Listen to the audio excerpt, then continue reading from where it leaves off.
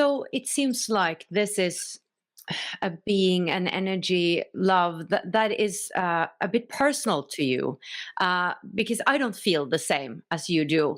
But do I also have this entity with me? Do we all have this presence with us? Yes. You, if I look through your human body and your human life, what do I see? But I see the Christ, or I see your life energy, your divine energy. That's what I see. And I see that in people. Like your aura is clear, so I can see that. And you have a lot of love in you. So your heart is a little on the red side. Mine is green, and so I do healing. But you're emitting, you're allowing the divine to open up in you. And the encouragement then is open up even more, trust more, surrender your will, and stop thinking. Our ego mind is always thinking. So Rene Descartes back in the 1500s separated spirit and body and said, I think, therefore I am, which is an ego thought. And God says, I am. And so what are you really? You are, in fact, a divine entity having a dream of being a body. And now, as you go through this waking up process, you start getting gifts of, oh, I can see this. I'm trained as a doctor. I can see this. I can start to hear this. You mentioned, about the title of your show, Wisdom from North. and you heard and felt a voice, and there was no doubt in your mind. There was no choice. It's, you're going to do this. So you just touched it for a second. Now, the goal is you did it.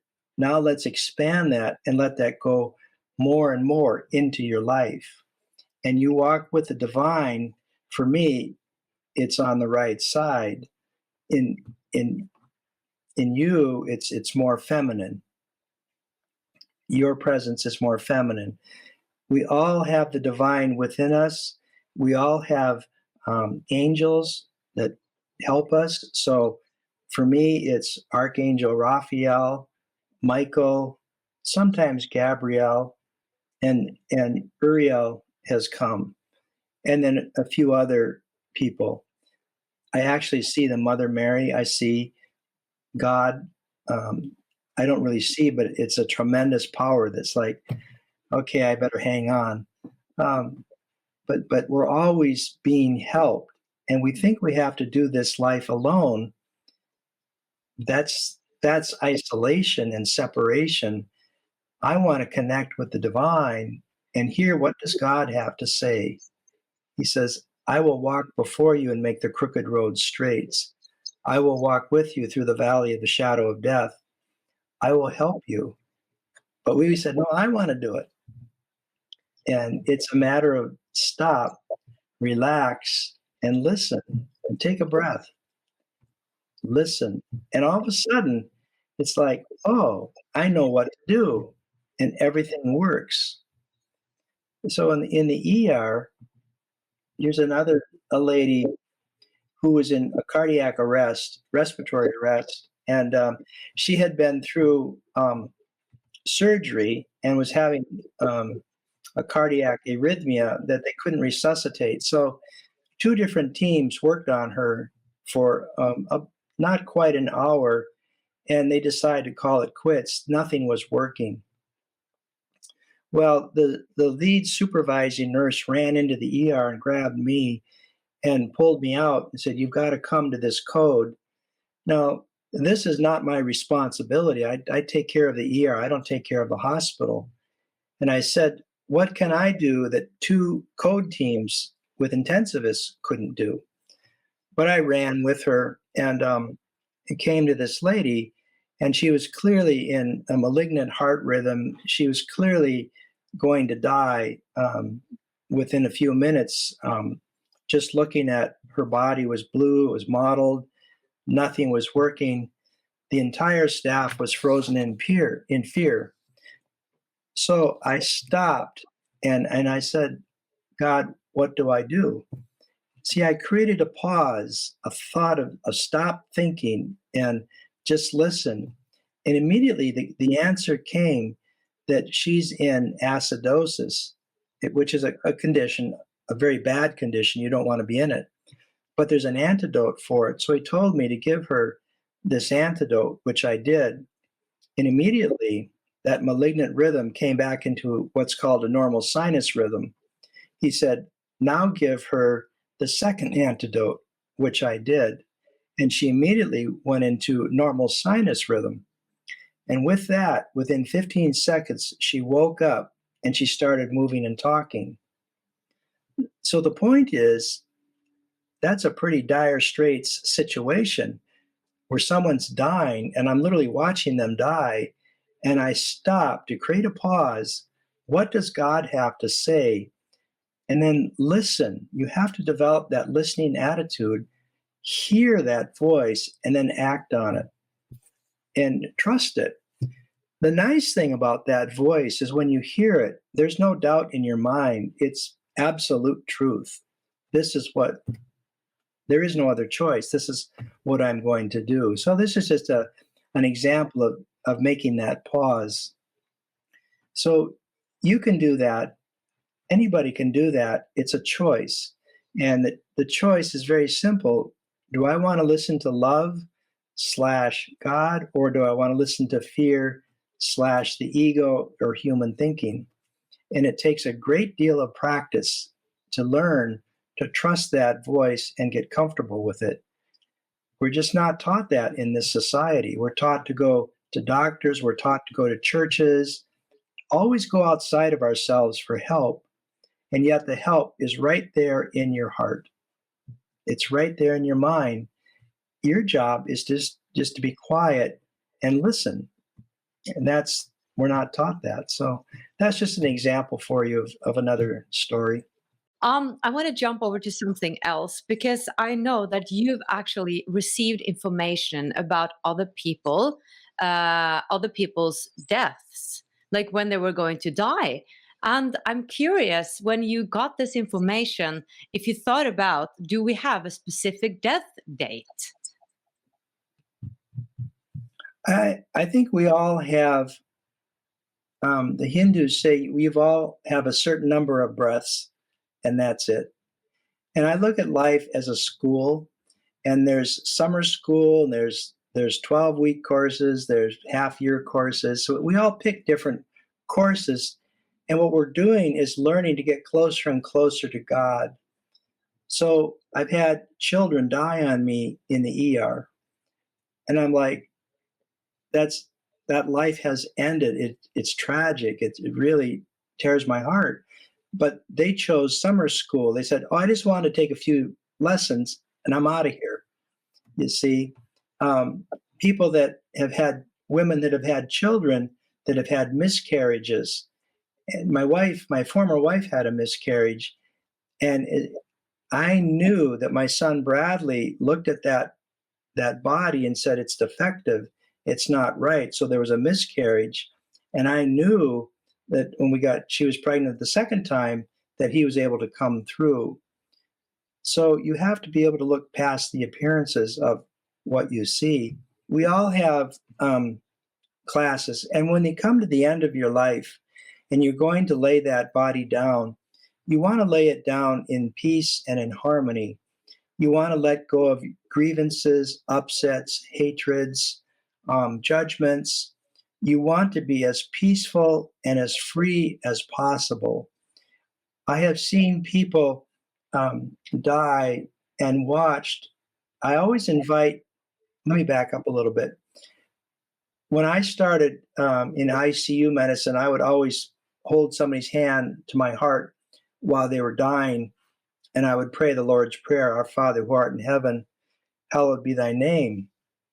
And I think it's very important that somebody asks on behalf of them for help getting back home to heaven to be made free. Later in my medical career, after doing a lot of meditating and reading Course in Miracles, I asked Christ to come in to help somebody go home. So there was this lady, her name was Polly, and she had advanced pancreatic cancer and finally gave up. And so we talked about, she asked me, what is it like to die? And I told her that it's going to be a very peaceful process for you. You're going to be very relaxed. You're going to be filled with love, and you're going to be very sleepy and tired. And then a few days later, your body's just going to stop. It's going to be running out of gas. So she was okay with that. Um, During her dying process, I invited the divine to come in, and the divine comes to me in this world as a sphere of red light, just like a bead. There's no human form to it. And in this case, Polly passed away, and I was in my house making a sandwich. And Polly, I could see her clearly, the outline of her whole body, and then this beautiful red aura standing next to her. And she walked across my visual field, and as she did so, she just smiled and kind of blew me a kiss, which is typical of Polly. She was a flirt, and a thank you. And what happened then is these beautiful golden doors opened up, and they melded together and went in these doors, and these arms of love, white arms, came out and pulled them into heaven and shut the door. And I knew Polly had passed away. So a few minutes later, the phone rang and the family called me and said that Polly died. And I said, I know. So I went to the house and spent time with all the family members and shared with them the experience. So the dying process is a pivotal point. It's like a going home free card. And you have a choice of, do you want to go back and try to work out these angers and these hatreds, or do you just want to put your baggage down and go home and be one with the divine again? Do you want to go home and be in heaven? Now, this one man that died, he was so angry, and I brought the Christ into him, and he just crossed his arms and was very angry with me and said, no, I'm not ready. And he just backed up and disappeared. And Christ looked to me and said, don't worry about him. I will take care of him and help him. He just decided that he needs more lessons. He wants more time. And so I accept that. But for the majority of the people, this is what I see is the divine. It's happened with my dad. It's happened with several other people. When you invite the divine in, and your loved one is in the dying process, they're laying down their body. They're making a transition from one form of energy of low density to a very high form of energy, a very fast, high vibration. And our human senses can't pick that up. We have very limited range. But if you hold them in love and hold them in peace, then that accelerates their growth and their release. And they get a decision. Do I want to go home? So in my career, I have seen relatives come for their loved ones. I have seen relatives come during meditation. I've seen relatives, friends come when somebody has cancer, and like a grandmother was with her granddaughter. Her granddaughter had breast cancer, and I walked into the house and I said to the lady, I said, there's an older woman up here. And she goes, oh yes, that's my grandmother. She's here helping me. And the woman was cured of cancer, completely gone. So we're always being surrounded by our loved ones. And it's a matter of, we need to work through the grief and the hurt. And then we start to see our loved one is still here. We're not alone. It's just that with our limited senses, we can't pick it up. So these are things that I see. To watch the full video, click the link below, and I would love it if you would subscribe to my channel.